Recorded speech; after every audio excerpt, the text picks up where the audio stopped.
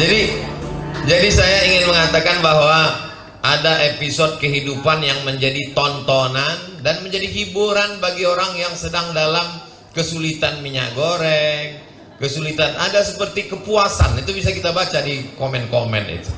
Ada seperti kepuasan sekali mendapatkan berita luar biasa. Tapi jangan lupa, kenapa ini? Kenapa bisa muncul? Kenapa bisa tidak tertutupi? Padahal semua seperti sudah berkolaborasi yang begitu indah dengan konferensi pers yang sempurna, perfect. Kenapa bisa batal itu semua? Karena ada seorang ibu yang menjerit, dia minta itu peti dibuka. Amang, buka! Mahasiswa tidak berani. Jadi adik-adik mahasiswa, kalau kalian tidak punya kekuatan tenaga dan suara untuk berteriak seperti ibu dari Joshua Huta Barat, serahkan aja ini kepada mak-mak. Ada kekuatan ibu yang luar biasa. Hilang takutnya, hilang sakitnya. Kenapa? Karena dia yang membesarkan anak itu. As-sakitu anil haq. Dan beberapa hari setelah itu yang memposting itu siapa? Tantenya, bibinya.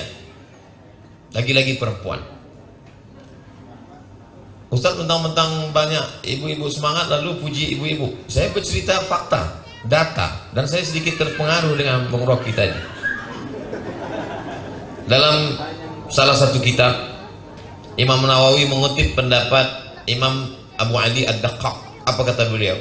As-sakitu anil haq syaitan akhras. Diam melihat kebatilan, menginjak kebenaran, maka itu adalah setan bisu.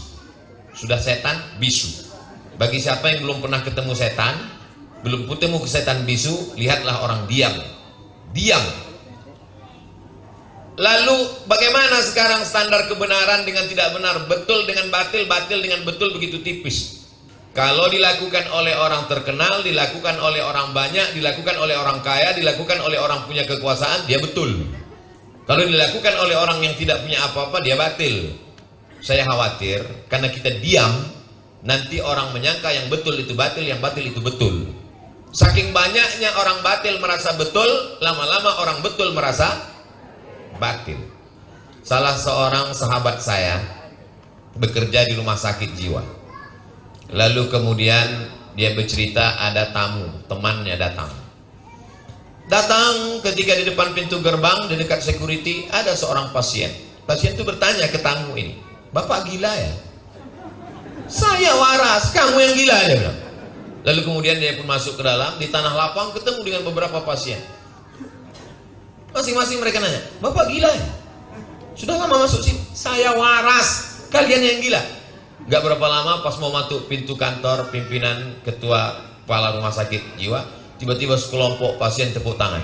"Orang gila, orang gila." Oh. Lama-lama dia ragu, sebetulnya siapa yang gila?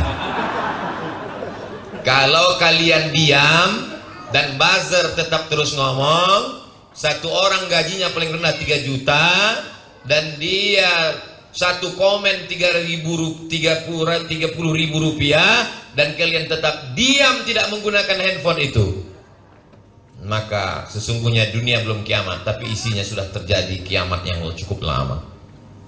Dari mana kami bisa dapat kekuatan ini? Kami masih tetap berjalan.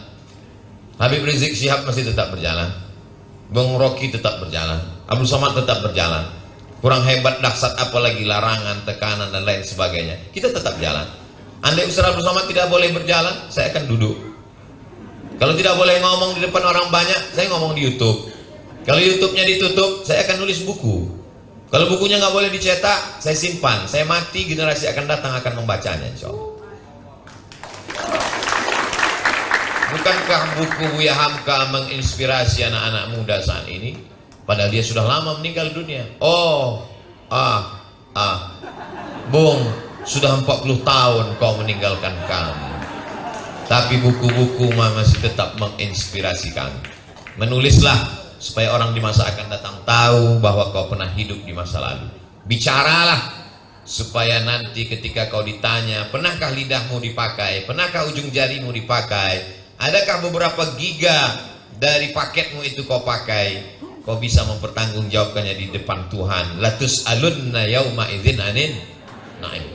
Saya kalau ditanya, kau sudah bicara Abdul Somad? Sudah.